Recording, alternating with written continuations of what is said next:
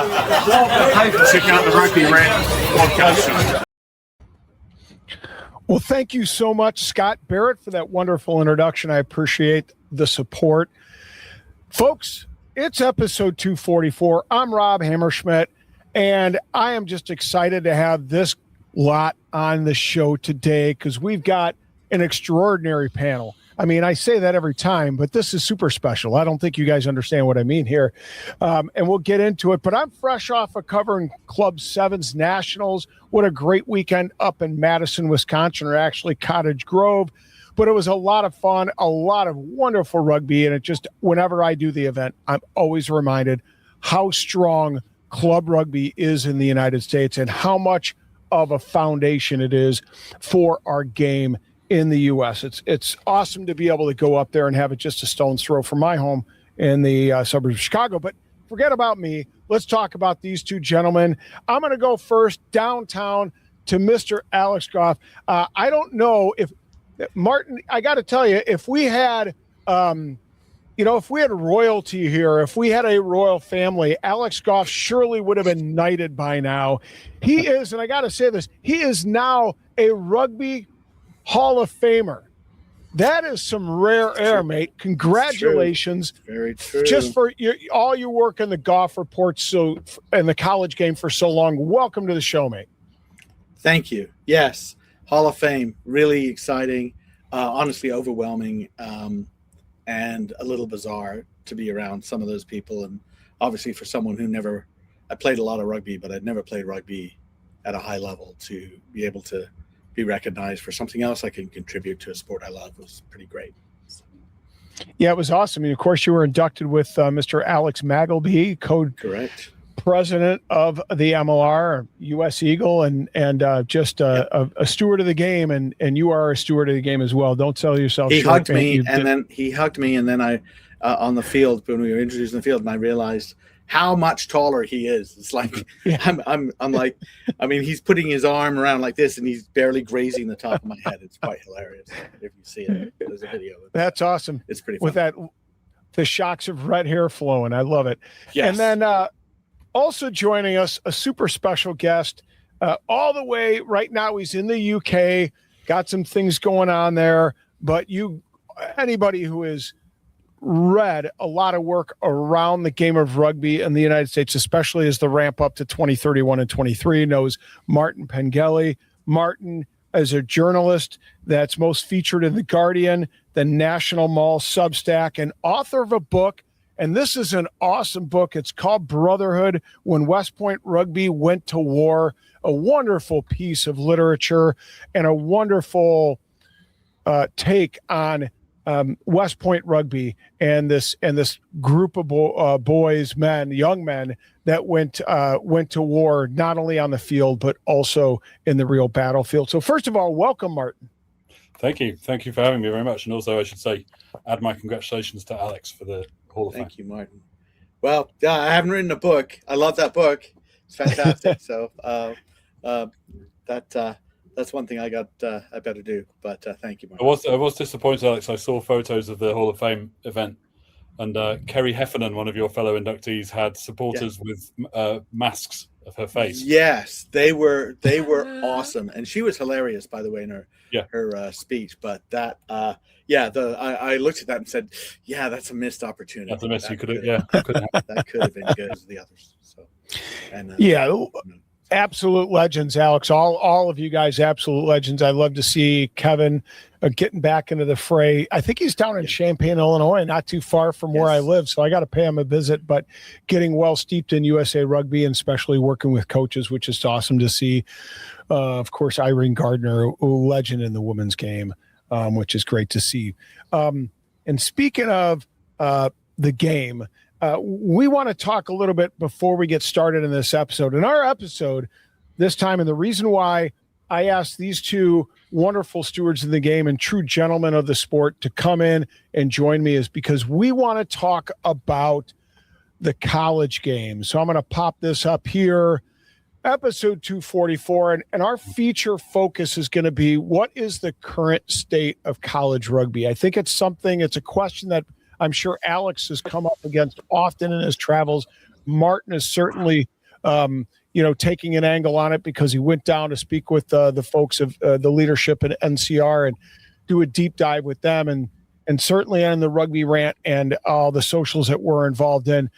A lot of folks are around the game, fans that are kind of coming into the game, always ask, like, what the hell is going on in college rugby? What does this landscape look like? So we're going to try to bring a little bit of shape to that in our conversation in the rant today. But before we do that, I'm curious because we just came off a weekend where the USA Eagles played the Argentine 15. So it was Eagles 15s, Argentine 15s. We've come off a 3-0, now it's 4-0 summer for the Eagles. And I'm just curious from your two gentlemen's perspective, what are your thoughts on this campaign so far in 2026 for Scott Lawrence and his crew, for Jason Dam as their captain? Alex. Yeah, well, I think the number one thing is minutes, games.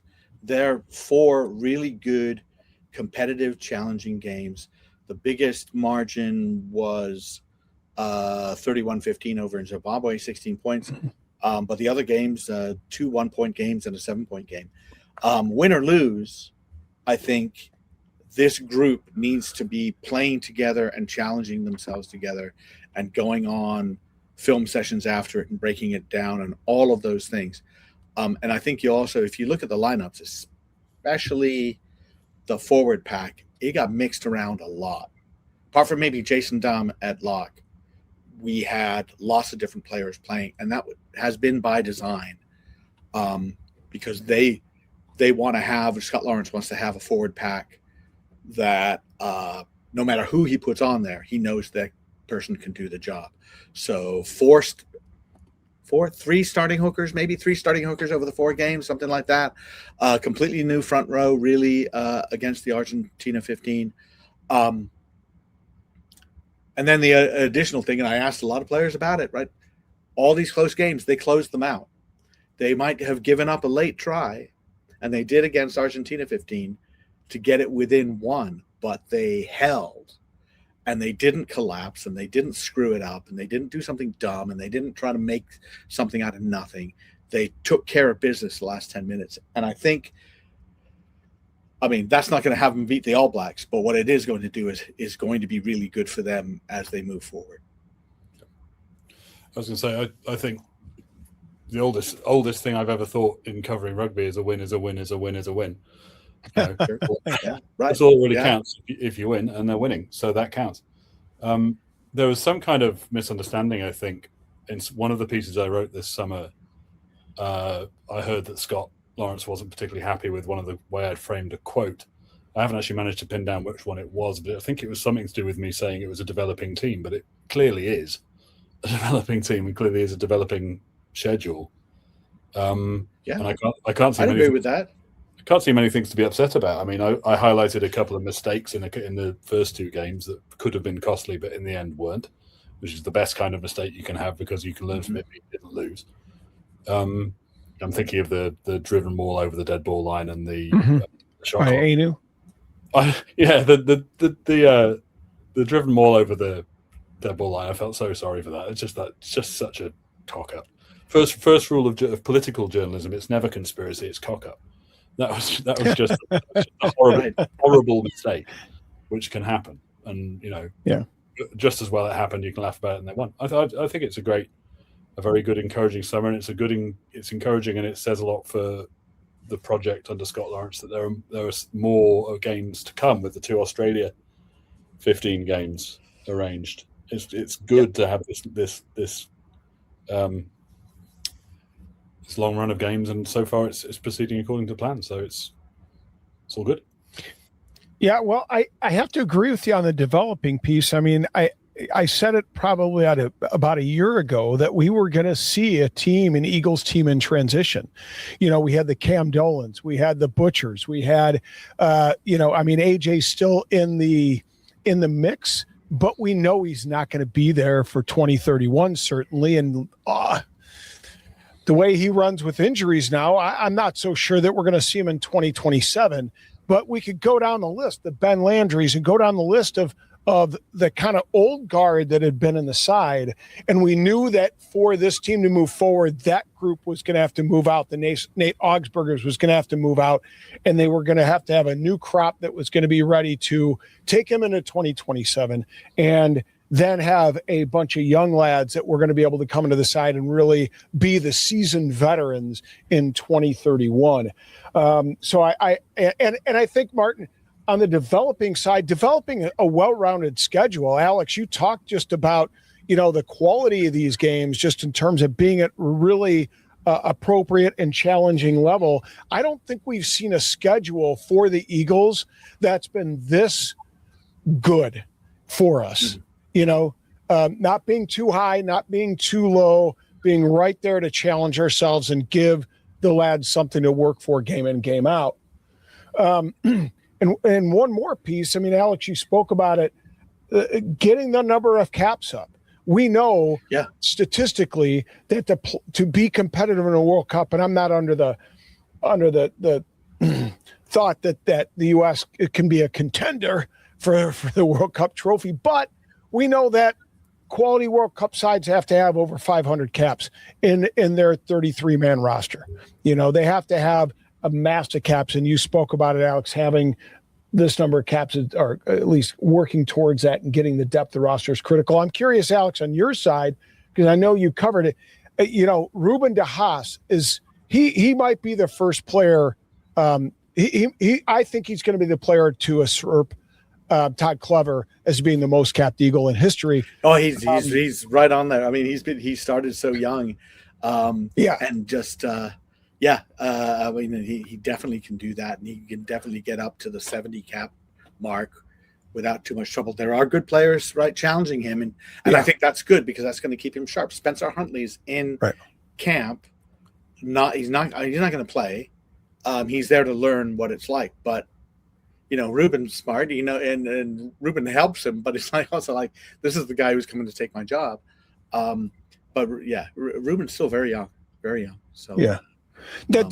My question is, does Scott need to get McVie more minutes in there as we head into that? Yeah, when you were talking, I was thinking about yes, get minutes. There are two players that Lawrence has not been using in the second row, being Will Sherman and Rick Rose, and he sent them down to Australia and said, "I'm not going to play you. Don't even think about it. Go play in Australia. Go play good grade of rugby down there and get time." And I think that's great because instead of like 5 minutes here, 5 minutes there. And I think Ethan has he's had a really good run with Cardiff Met and getting the training there. But I agree, maybe there's an opportunity to just give him a start and say, hey, just give us 70 minutes, give us 65 minutes, and let's see what you can do with this group, because it has been a lot of Ruben. But I would agree with that maybe there's an opportunity at some point with Australia, or with Japan coming up as well. Yeah, Martin, I got to ask you to bring this in. We've talked about the fact that we're going to see the Australian 15s. We've got a good run of games there in November. We've got Japan coming up September. Is that 15th or is that this coming? No, it's in a week's time, isn't it? In about a week and a half. So we've got a nice string of games coming along. What does the Eagles have to do, Martin, in your opinion, as somebody that not only lives in the rugby mad world of Europe and the UK, but also lives his life here in the United States, where we're just a burgeoning, the game is still in its infancy. What does the U.S. have to do to really demonstrate to us as rugby fans that we're ready to rock and roll into 2027, and we have the real potential to get out of pool play for the first time ever in World Cup history? I think eye-catching results, not necessarily wins against the Australia. They're calling it the Australia A side is where to start.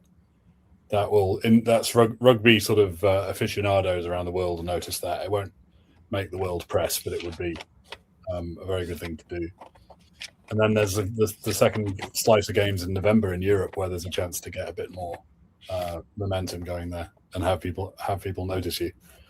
I do know from personal experience, bitter personal experience sometimes of trying to get pieces, coverage of the American game into even just what is still functionally my own paper, The Guardian. Sometimes can be a bit difficult. You need a news hook. I do know that in a broadly speaking, Fleet Street sports desks are not looking at the World Cup yet for 31. They're not thinking about it. They'll start thinking it in 2030. It's been difficult to hook much interest in people having me cover the All Blacks Springboks in Baltimore. Even when even when selling it as this is a big world event coming to Baltimore, this is one of the dry runs, World Rugby are in on this. It's not really the attention isn't really there at the moment. I mean, at this very moment on the calendar, the attention isn't anywhere except the impending start of the Premier League football. But that's age old. But I don't think that the eyes of the world are on America yet. So I think it's a very good time for the national team to be improving steadily, which it is. You just need to rack up some good results to have that show. I mean, in a small way, last November when the Eagles went over to Scotland and got absolutely tanked by 80-some, the people I correspond with were sending me fairly sarcastic messages about, so when's this American breakthrough going to happen? And then I pointed out that the Eagles improved on the second 2 weeks of that tour, but by that time they'd left Scotland, they'd left what media spotlight there is. So it's always fairly unforgiving, but results will help. And as you get closer to 31, you'll see more attention.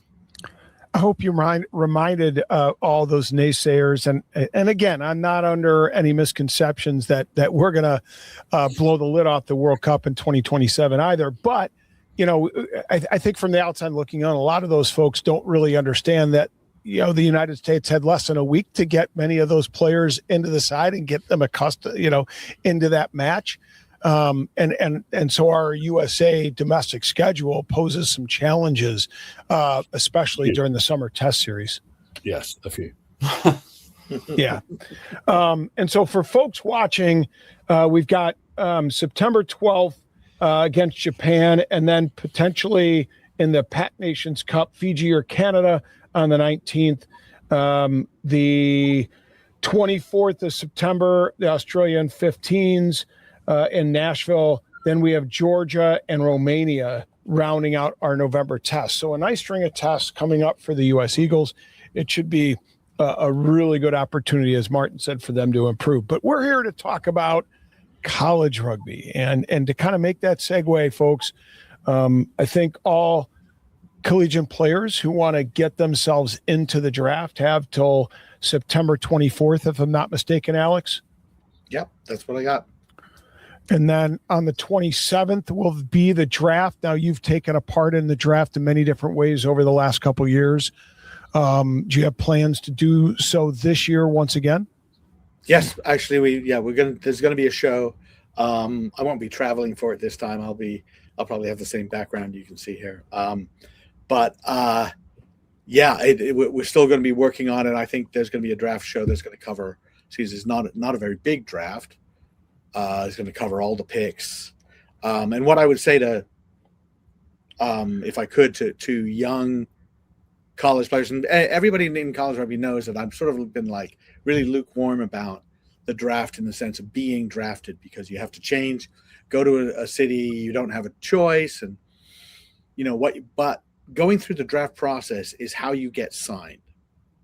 So ideally for you, any player, is sign up for the draft, don't get drafted, you're an undrafted free agent, go to the city that you want to live in, get a job, start playing with the local, the best men's club you can, and say, hey, I want to play for you, whichever MLR team there is out there. But the other thing is really it's a pretty low risk thing, and you have to do it if you want to be signed for next season. You can't be signed for next season if you don't go through the draft. Right. So yes, there's a large number of players who have signed up. I've seen the list. They're still coming in though, because I think some people weren't sure even how is the draft going to go, what's going on with Anthem. you know what? There's more places for American players in MLR, percentage-wise. Register for the draft, then you can decide, and you've got that freedom to decide. And you've got a week, right? You've got until the 24th, so just do it. Register for it. It's worth it. That's great advice, Alex. That I would also support on it 100%. And I think you're hitting the money when you talk about the fact that if you don't get drafted, no loss. You go to whatever city and you look for a high level club here in Chicago. They're gonna find you if you play for the Lions, the Griffins, the Blaze, anywhere in the Midwest. They're gonna find you. And I know the Hounds already have in place that there's an open tryout, so there are plenty of opportunities. Just go to the city if you don't get drafted and have your shot. Take your shot and do it while you can, while you're young. So let's move forward. We've kind of got that far from MLR, high level HP, Eagles pathway. But we want to talk a little bit about that middle part of that pathway in America, college rugby. And we're going to do that after a word from our sponsors that we very much appreciate because they do a lot for the sport. They could do a lot for us. So we're just going to be back in a moment, and we'll start to talk about college rugby.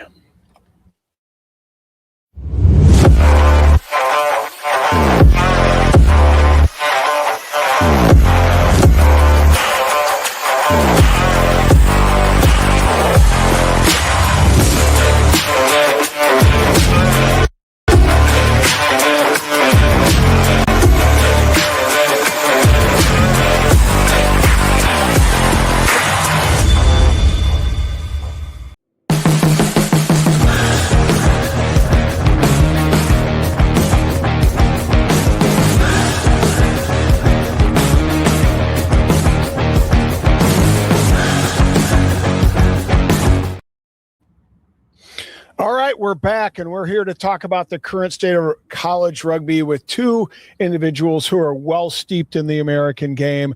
They bring a different set of eyes and a fresh look at this. Of course, we've introduced Martin Pengelly, who is currently in the UK, but he writes for the National Mall, has written a piece about the college game, the NCR All-Stars, and interviewed some of those folks, Jeremy Treese, when he was along for the ride down there. And of course, Alex Goff, you guys, if you watch any sort of college rugby in the United States, Alex. He's heavily involved with college rugby, travels the United States looking for an opportunity to just promote the college game.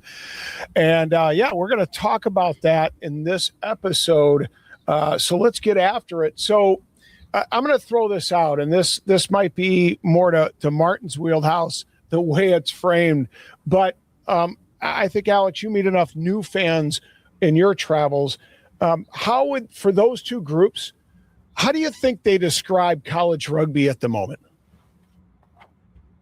I think there are a lot of people who talk about it being fractured, divided. Word animosity has been thrown out, things like that. And it's really interesting because a lot of it's not at all. It's just, Division 2, Division 3, they're doing their thing. They're serviced very well by NCR for the most part. Meaning CRA has a few men's Division 2 and some women's Division 2 teams. But overall, in the fall, Division 2 and 3, men and women, serviced very well by NCR, doing their thing and going to their championship. There's no division there, right? There's no animosity. There's no problem. I think part of it is, it's just really difficult to describe certain other things, like explain it to your parents when you're going to a team and then say, yeah, by the way, they're the number one ranked team, but they're not because there's another team over here that's ranked number one in a different ranking. Or, hey, yeah, we're playing in the best competition, but we don't play those guys. So if you're in the best competition among women, it's not a very large competition, but it is the best, and that's the NIRA competition, and there's no doubt about that. they're just so much better. We just need that to grow. But to then just say, hey, there's a Division 1 and there's a Division 1 AA, and then there's this NIRA thing. It must be very confusing on the women's side to describe it. I know I start to talk about that and people's eyes glaze over. So, yeah.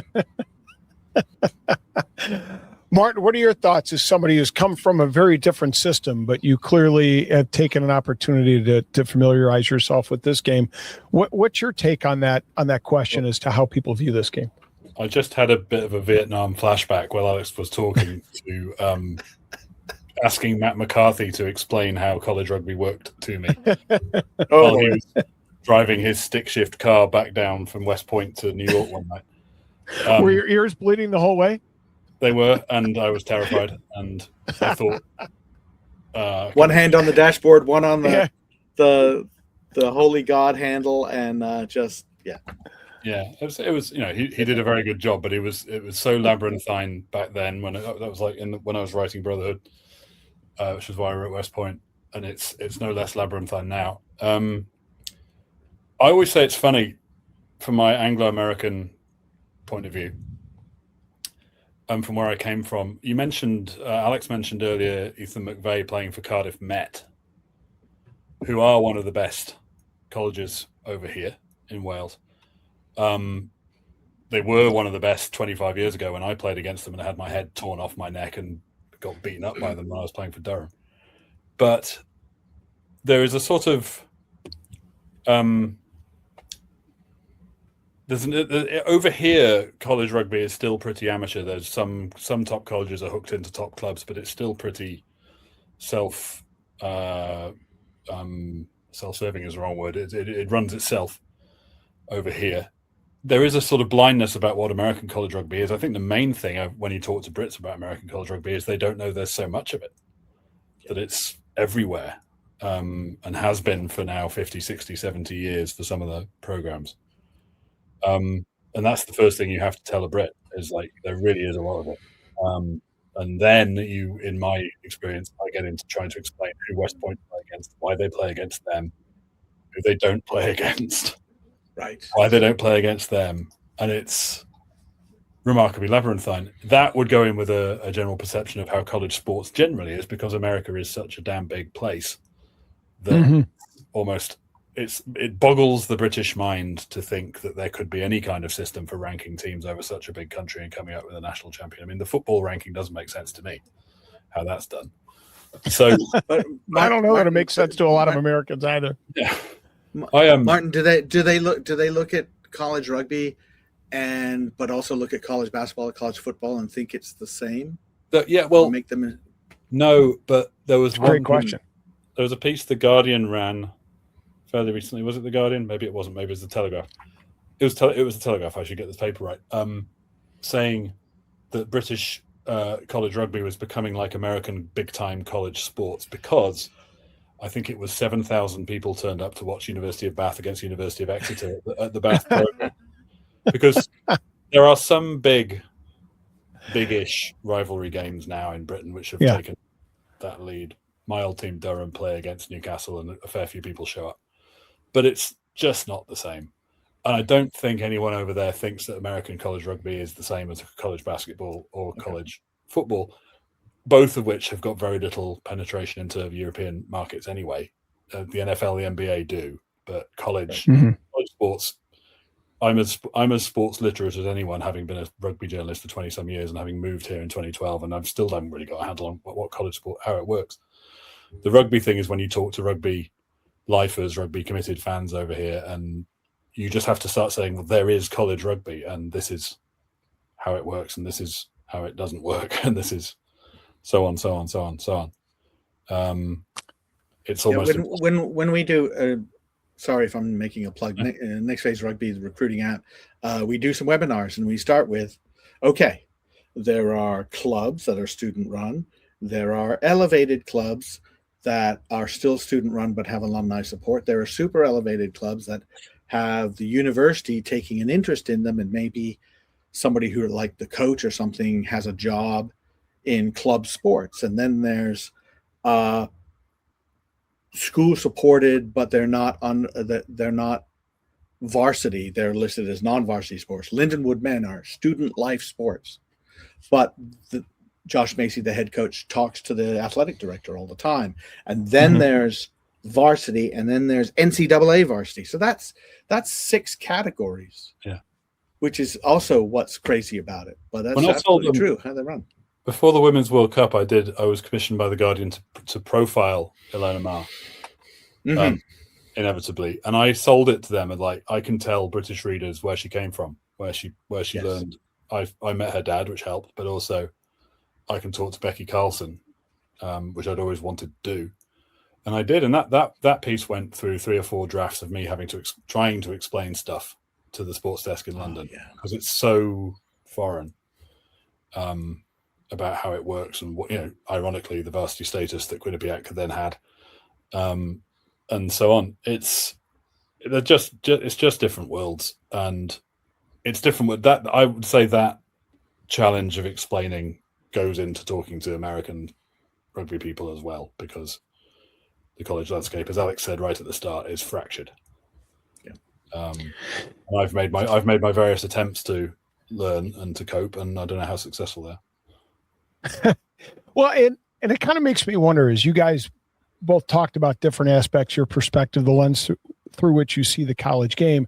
We all know and are familiar with some of those rivalries. I mean, Lindenwood Life was a rivalry for years because they competed in the same conference, but they're 14 hours apart. And it makes me think that if we had a more dense college game where those rivalries, like a Cal, Army, or a Cal Navy, or, where we had these schools that were closer together that could play consistently year in and year out and develop that kind of rivalry, I kind of wonder if that wouldn't do a little bit to foster a better understanding of the American college game. Yeah, I'm biased. I'm thoroughly biased, but I went to the Army-Navy game at West Point last November for an event around the team that I've written about, and that game was a great game of rugby to watch. There were sort of gripes I had as a, the way I watch about some of the tactics and disappointments and so on, but it was really good. And I was just thinking that was a game you could sell. You could sell Army Navy. I mean, it was at Anderson. There were probably all told about 3,000 people there, which isn't bad at all. It was the Cal Navy final this year. Yeah. What a great game. Right? Yeah, it's phenomenal game. Great stuff, and I saw really great stuff at the All-Star tournament as well for NCR. It was well put on at that sort of tidy little stadium in Atlanta, Silverbacks Park. It's there. It's just so diffuse. Yeah.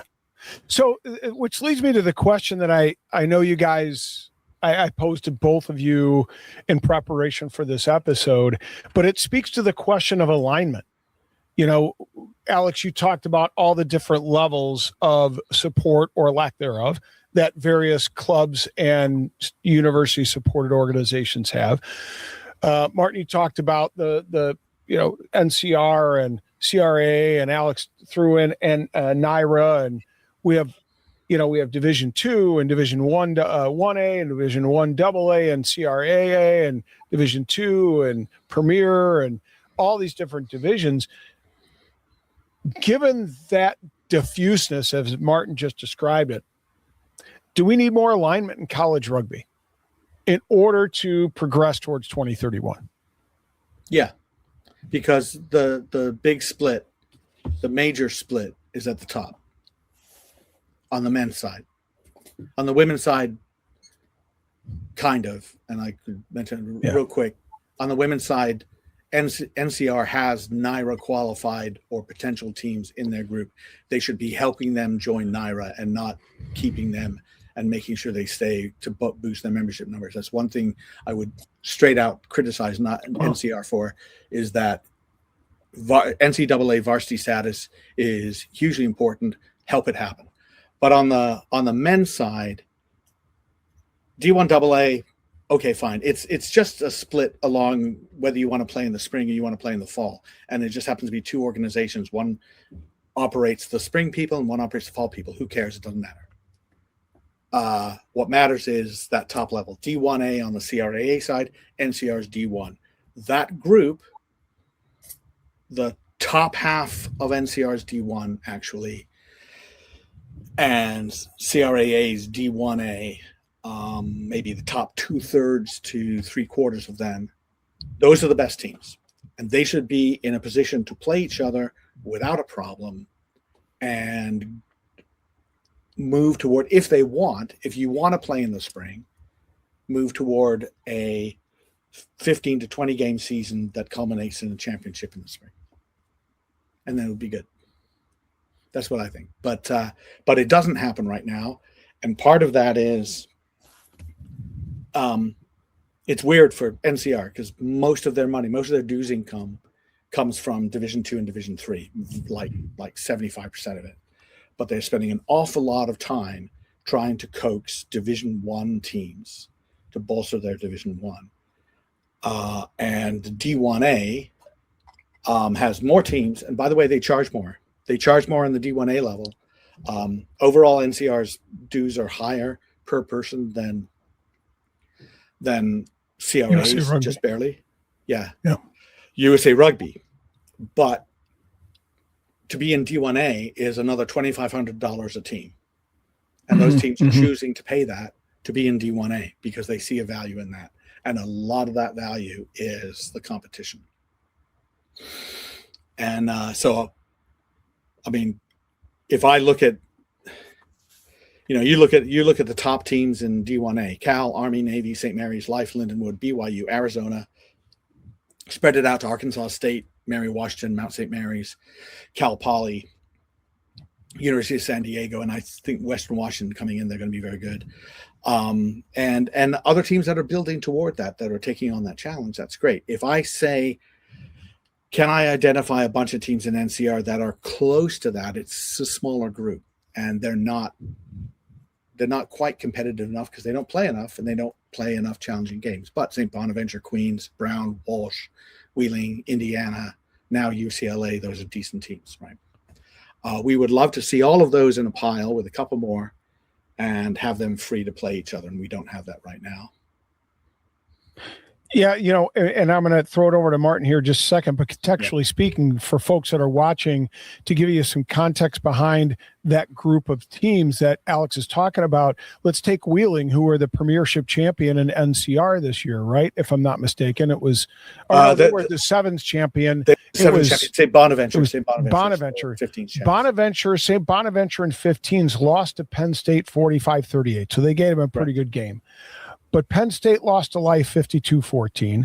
They lost to Army 55-14, and they lost to Lindenwood 71-17.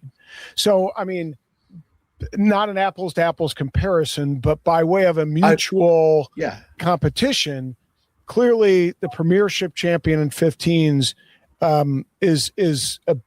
it probably could not hang with the top premier teams in the United States, and that's not even. I was asked about this.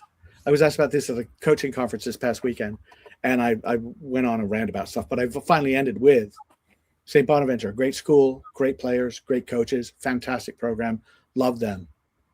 Put your hand up if you think they could get within 50 of Cal. Not a single hand goes up. No way. Yeah, without a question. So, Martin, what about from your perspective? You went down, spoke with Jeremy Therese, the folks at NCR. I'm sure that kind of colored the lens through which the college game is seen. But what are your thoughts on this idea of the need for more alignment? Well, I think it's clear there's a need for more alignment. Like I repeatedly say, I have no dog in the fight. There's a lot of high feelings around it. There's a lot of passionate argument around it, which I got when I told people I was going down to do that interview. I got a lot of advice in both ears from people on the side. No, and I even at the time while I was at Silverbacks Park for the game the day after I did the interview, I was getting phone calls, off-record briefings from various interested parties, and I was like, you're just trying to assimilate it all. But the need for alignment is startlingly clear, as far as I can see. As if Alex says, with the yeah. standard being a different thing, how would you actually align some Yeah. teams from the into the top division? But then the idea is that a rising tide lifts all ships, right? Well, Right. yes, but that means that those currently top NCR teams have to be willing to not be winning all their games. Mhm. They have to, and NCR, if they want a fall championship, great. They have to. I mean, this happened when Notre Dame College won their championship. Notre Dame College was third in their conference, which was a combined conference of CRAA and NCR teams. Mhm. And they didn't like that. So then they pulled their teams out of that conference and formed a new conference that was only NCR teams, because it doesn't look good. But it's like rising tide lifts all boats, as you said, Martin. You got to suck it up and say, hey, we got to get better. Isn't that what we do in this sport? It's one of the interesting things, Alex. Sorry to interrupt. One of the interesting things about when conferences realigned and NCRA, Lindenwood went with McKendree, and I think they, I don't know, Principia is in that one, but yes, they are now. But Davenport, they joined up with Davenport, and then now Principia is in there, and Ohio State's in there too. But they get boat raced every game against Lindenwood. But I'll give it to them. They want to raise the level of competition, the level of the game, and I can appreciate that. But I cut you off, Martin. Sorry. I can't really precisely remember what I was going to say. So I just think I think alignment should be a no-brainer. Clearly isn't. There's lots of difficult factors and difficult politics and difficult hurdles to overcome. And it's interesting there is that over the top of all the splits, there's the split at the top in terms of strength of teams, which is going to be. Is there something? Is there something Jeremy said to you that stuck with you and said, "Hey, this is a good point"? The what, sorry? Is there something Jeremy said to you that really stuck with you? You thought, "Hey, that's a good point. This is an interesting perspective from." Well, I mean, going into future questions, but it's. I was interested in, remain interested in the notion of who controls the college game compared to other sports. USA Rugby is fairly unique in that sense, and it's aligned with CRA, and whether there should be a space for a national union in that. My perspective as an outsider from the rugby world is it might be an anomaly because it's on the world rugby model where there is a constituent union that runs everything, and it's landed in a difficult spot here because in many other sports, as I understand it, Jeremy explained, that's not the case, and he put that in his open letter the other week. And that, as I said the other week on another podcast, is a version of the age-old battle of rugby everywhere, is who the union versus the clubs, the union in this case versus some of the colleges. It's always a thing in rugby everywhere. There has always been a national union at the top of things. There is in other countries, and they have different strengths and different problems. And this is the glaring one, or one glaring one of a lot for USA rugby and American rugby. Hey, Alex, you have talked about the idea of seasonality and geography, and we've also talked about geography, by the way, kind of loosely.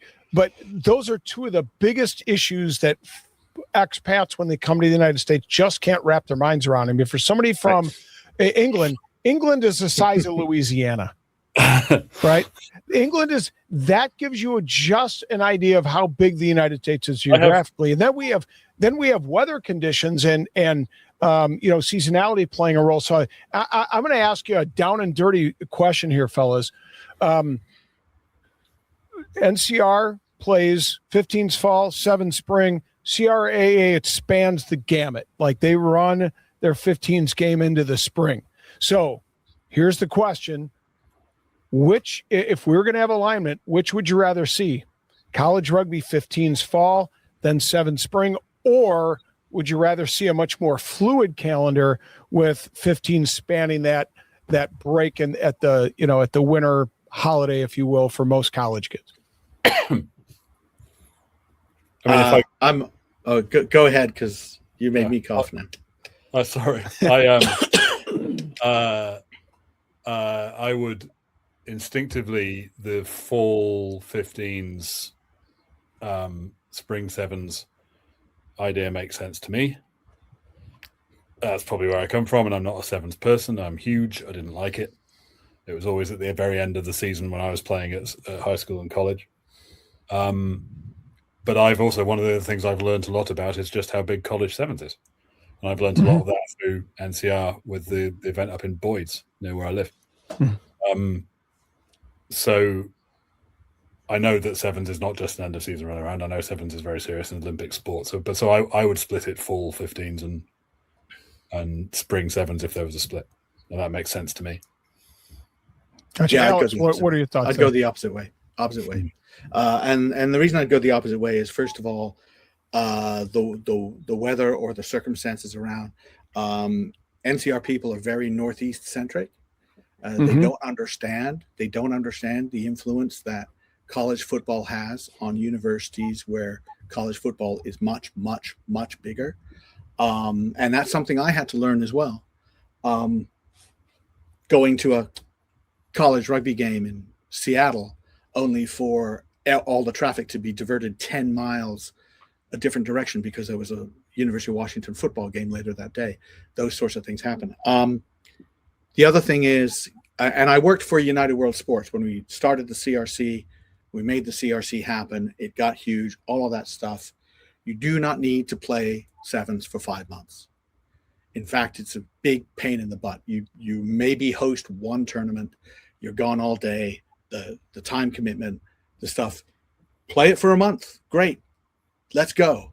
And that was what was CRC was successful because it was in June. It was the first weekend in June.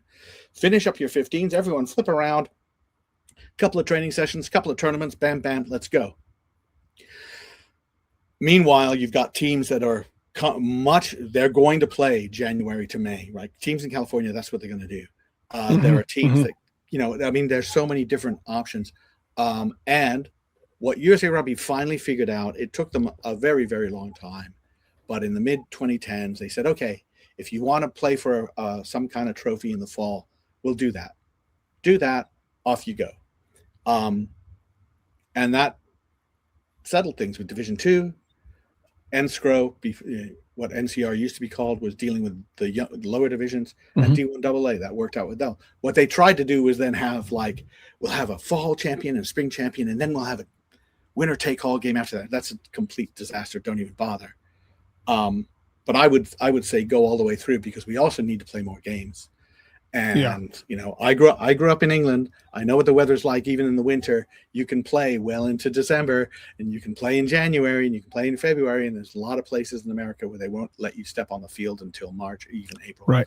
So that was always, here in Chicago, that was always our challenge when I was coaching high school, is we couldn't get on a field, a Park District field, and because we don't. Not a lot of teams and clubs control, not even clubs, very many clubs in the United States control their own facilities. We couldn't get on a pitch until April. So it posed a lot of challenges. For the sake of moving things forward, Alex, you mentioned the CRCs, what many people might know as a Penn Mutual Sevens, the last time played in 2019. And it's funny because, Martin, you had even mentioned the fact that the college game in the UK, some of those rivalries would get 7,000 fans in the stands. Well, at that particular tournament, 27,000 people walked through the gates over 3 days. 16,000 were there on Saturday to watch the CRC Sevens. It was covered by NBC. It was covered by ESPN. Did American rugby lose its opportunity when things really begun to become more fractionalized at that time? And can we ever get it back? USA Rugby missed their opportunity in that they didn't jump on working with the CRC when it happens. There were two CRCs before USA Rugby had a Sevens championship. The American Rugby didn't miss their opportunity, right? United World Sports did a lot of great things, but some of the people in there also did some really dumb things. And one of them was hurting the relationship with NBC and going to ESPN. That was a bad move. Should have stayed with the NBC, and that would have been better. There was also, you've got a strong personality in John Prusmack overseeing it, Jonathan First. and kind of rightly looking, going, geez, for USA Rugby, this is kind of amateur hour. They're not helping. So there wasn't really a unification of vision there. I know the United World Sports people thought most career rugby people were not good business people and not smart about these sorts of things. So yeah, it was there. But as I said, look, I mean, NCR has taken over that event and moved that event to the end of April, and the attraction of June was you could play whatever season you wanted, then turn around and go sevens, but you were on network TV. And I would say the one other thing that was real problem for me with the old CRC was the broadcast, 2-hour broadcast. They'd come in with the finals and they'd start with the Shield final. And I'm sorry, the Shield final is not a good game. Not a good game. These are teams that have lost every game they've played, and they're exhausted, and now they're expected to go play and know they're live on NBC, dropping balls all over the place. They would have been much better having a broadcast where it's go right into the cup semifinal. Even if it's delayed, don't care. Semifinal, come back for the plate final, the third, fourth, and then you get the final, and when they had the women's competition, get that in there too. That would have been better TV. They kind of lost the plot on that. So the first games you see, if you're not a rugby fan, you say, well, let's see what this is like. I don't know much about rugby, but I know that dropping the ball and missing tackles is not good. Right? That's kind of what you would see with some of them. Yeah. Not to be harsh on the teams that were in there, but that's what was going on. So not a good brand of rugby, but it was kind of a lot of factors, I guess. There's a lot of factors. Yeah. Your thoughts, Martin? I've often thought, in that sense, that the CRC figures are impressive because I find sevens a hard sell. I mean, I'm probably the wrong audience because I keep saying, I always say it's irrelevant, but I just didn't like sevens. And I find it diffuse. And as Alex was saying, when you get a bad game of sevens, it's pretty torturous to watch. You get a good game, you get an Olympic final with Antoine Dupont doing amazing things. It's extraordinary, but not many games are that extraordinary of sevens, and it's I think it's a risky punt. It does seem odd to remember now, having been writing about American rugby for so long, that in the middle of my time doing it, the CRCs was happening and I was previewing it every year, and eventually one year talking to HR McMaster, who was big into it and going down to present trophies, and another year talking to Mark Cuban, who was reminiscing for when he was interviewed on the sideline there. And so it seems a shame that momentum was lost. Right. I know COVID didn't help for other things as well. Didn't help anybody. And death of John Prospect. God rest his soul. It's sort of it's a cluster, whatever. This comes after cluster in the word, of circumstance played against it, really. And I think obviously the CRCs that's come back is a different beast. Been at Boyd's for a couple of years. Hugely impressive organization, but small scale and not on network. But it's a tournament for 8 divisions, which is wonderful. Right. But that's not TV. Yeah, it's not TV friendly. Right. Have me back on, Rob. Have me back on another time, and I'll tell you the Dropkick Murphy story about CRC. But I don't have time for it. Perfect. Hey, I've actually got something I was supposed to be doing at 7. I can delay it for a few minutes, but I thought we were going to wrap up, but I apologize. That's fine, because I do as well. I want to get just one last question, because I think this gets to what's current.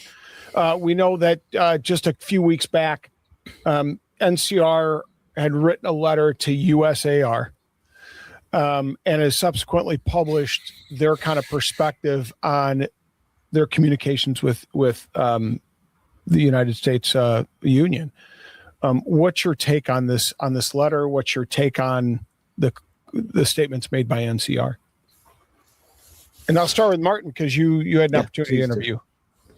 Yeah, it sort of, as far as it could, it followed the expected lines, what I expected to read of the offer and the letter I did the interview down in Atlanta in January, which I don't think has actually been published online, which was originally the idea. I got a bit of it out for one of my blog posts. So the letter and the proposal, what I thought they would be, and to be honest, when I was doing a Substack post after the fact of the letter, inevitably, I asked USA Rugby for comment on it, and they wouldn't. They gave me a long statement, but it wasn't about the letter. It wasn't a proposal. There was no engagement, and that struck me as okay. I wasn't sure. Again, I wasn't sure what the exercise eventually achieved for anybody. It was the letter's impressive. The proposal is impressively put, but nothing's happened. With, and I keep saying, with no dog in the fight, with only ever wanting everyone to get on, I'm a bit nonplussed as to the lack of movement the letter and the proposal prompted. Alex. USA Rugby's stance, first of all, is be a member. Yeah. You want stuff, be a member. So they don't say, and they won't talk because they got sued by them. So they just started talking. But the proposal itself is poor, in my opinion. It comes up and says, hey, you let us do something that basically allows us to piggyback on USA Rugby prestige. Or you do something that you provide members and we'll give you 50 grand. Not we'll be a member and we'll get this benefit. Right. They need the coach development. They need the referee development. They're in trouble there. And instead of saying, hey, can you help us? They go, we'll give you this random number, 50,000 or something like that. The proposal about, hey, let's partner on having people go transition and go on to senior club rugby is fantastic. I love that idea. I think that's great. It's got nothing to do with college rugby in the sense of being a member.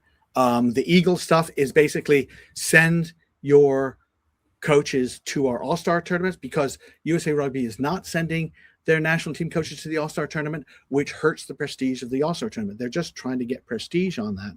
And then the membership, this is the big thing on their membership thing, which is on NCR's membership, have a little option. Do you want to be a USA Rugby member? So they're leaving it all up to the players or the coaches, rather than saying, how do we become a member? How do we look, if we become a member and we duplicate a bunch of stuff, then we don't have to spend money on that.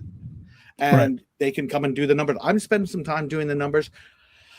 I don't know if they can do it or not with their current due structure without firing people.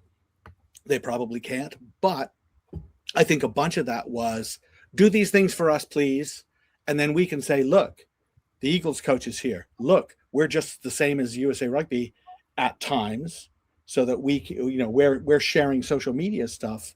So if you think you can get on the Eagles through playing on an NCR team, we're going to say that. And so I think it's all a grab for prestige, and it's rather empty, and they need to do better. Yeah, and in speaking with Paul Keeler, he just basically said, look, just become a member. If you want what we have, if you want the things we have to offer, the training, the referee training, the coach training, prestige, as you talked about, pay your dues, become a member. It's not a hard thing to figure out. Well, geez, guys, there's a lot of meat left on the bone in this conversation, but I think we all have spent quite some time discussing it. And I want to thank both of you gentlemen for joining the show. It's been a wonderful conversation, really enlightening, both your perspectives. Thank you so much. Folks, don't forget to check out Martin's book, The Brotherhood, West Point, Brothers Going to Battle. And as always, check out the Goff Report. Does wonderful work in college rugby and in rugby in general in the United States. And of course, it's no wonder he's a Hall of Famer. So thank you very much, gentlemen. I appreciate you joining the show. Pleasure. Hammer, thank you so much. We love it. Martin, great to see you. You too. Great to see you. All right, check back, guys. We're going to continue as the fall progresses, cover rugby, cover the Eagles, and hopefully we'll have some information on the draft, the MLR, as we progress through the fall. And don't forget to check out and support your local clubs, because they do the yeoman's work in supporting rugby in the United States. And with that, I'm Rob Hammerschmidt, Alex Goff, Martin Pengelly. Thank you very much for joining. and we'll see everybody at the next